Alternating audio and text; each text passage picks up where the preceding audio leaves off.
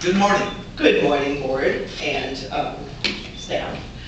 My name is Burnett, and I represent Library Systems and Services. We are the company that provides the staff and the librarians in all three Shasta County libraries.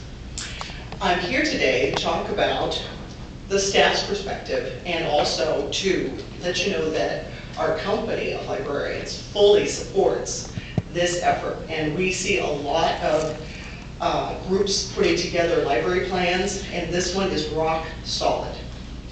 I am confident that we will be able to find a financial model that we can work with under our current contract funds to operate the proposed facility as the FOIL has put it together. I can tell you, because I deal with statistics on all libraries that we run across the country, that better visibility and easier access from being on a state route is going to equal more usage and better usage for everyone in the mountain area, as well as tourists coming through.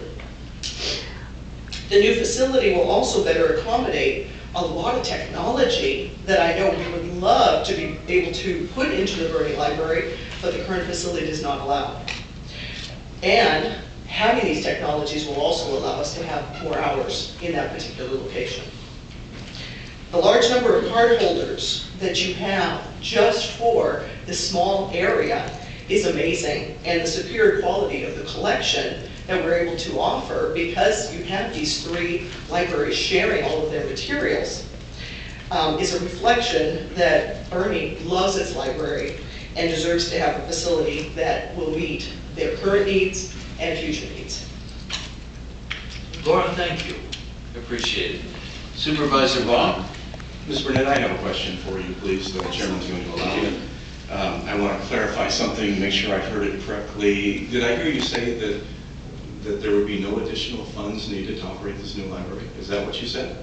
So what I am referring to, sir, is a contract that our company, I monitor as the contract administrator with Ms. Niemer, that includes the staff and materials that those funds that go into the library. And what Kim and I have worked together on is we've made sure that we will not need to be asking for any additional funds for staff or for materials than what is in the current contract that we have for 5 years. So here's the reason I'm asking that question. Recently, through Ms. Niemer, you all approached the city of Anderson, and I had understood, and you need to correct me then, I'm perhaps misinformed, the same request was going for Burney Library as well.